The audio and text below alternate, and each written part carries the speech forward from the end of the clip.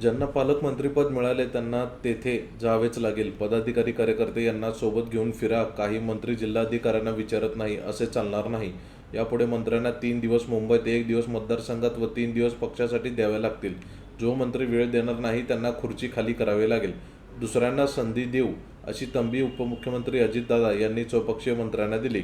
अजितदादा गटाचे चिंतन शिबिर शुक्रवारी नागपुरात पार पडले. यावेळी अजित पवार यांनी मंत्राचा चांगलाच क्लास घेतला.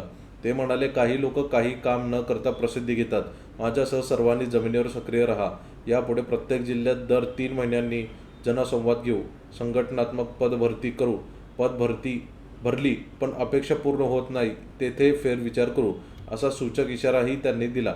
पक्षप्रवेश देताना त्या व्यक्तीची प्रतिमा चांगली असावी हे आधी तपासा असा सल्लाही त्यांनी दिला. शिबिराची सुरुवात सकाळी 9:30 वाजता ध्वजारोहणाने झाली. त्यावेळी बहुतांश मंत्री व आमदार उपस्थित नव्हते, तर काही जण उशिराने उपस्थित झाले. यावर अजित पवार यांनी उघड नाराजी व्यक्त केली. ते म्हणाले, पक्ष 1 दिवस बोलवतो आणि आपण वेळेवर येत नाही. यापुढे 9:30 वाजता विमानासारखे दरवाजे बंद करू. जे उशिरा येतील त्यांना बाहेरच राहू द्या. त्यांना वेळेचं महत्त्व कळू द्या.